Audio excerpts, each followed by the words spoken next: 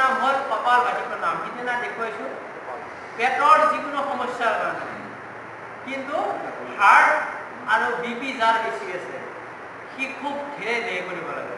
Heart পেচেণ্টে আৰু BP patient মানে ব্লাড প্ৰেছাৰ যাৰ বেছি আছে সি খালি লাহে লাহে কৰিব, এনেকৈ কৰিব।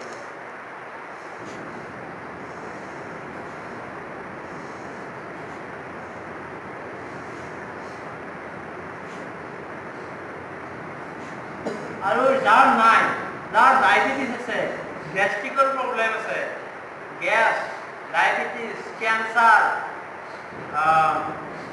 যিকোনো সমস্যাৰ কাৰণে, হাৰ্টিৰ, মাংসপেশীৰ যাৰ যি প্ৰব্লেম আছে কপালভাতি। কিন্তু ৰাজহাতীৰ যদি প্ৰব্লেম আছে ধীৰে ধীৰে কৰিব আৰু নকৰাই ভাল।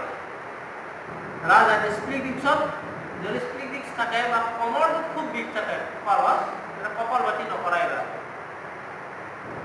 নকৰাই ভাল। তাৰমানে ইয়াত খুন্দাব লাগে, চাবচোন।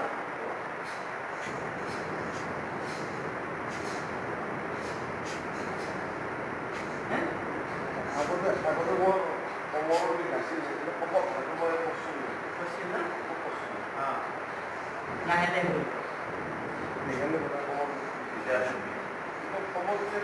তাৰমানে কঁকালৰ বিষ আছিলে আপোনাৰ, সেইকাৰণে আমি গম পোৱা নাই।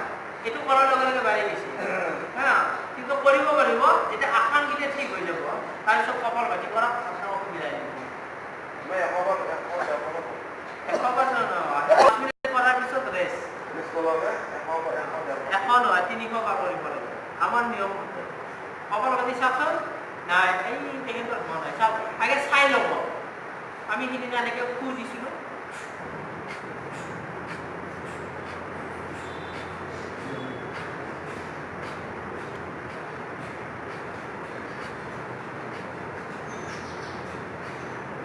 এই ফুটে এটা ধাক্কা মাৰিছে নে?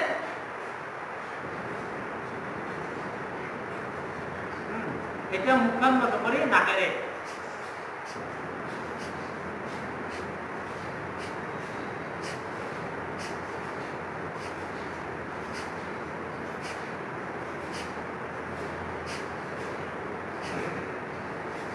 এশবাৰ কৰক সকলোৱে, এক লগত কৰক, 100 বাৰ কৰক। যাৰ কপালৰ বিষ আছে, বিপি আছে, লাহে লাহে কৰক এনেকে।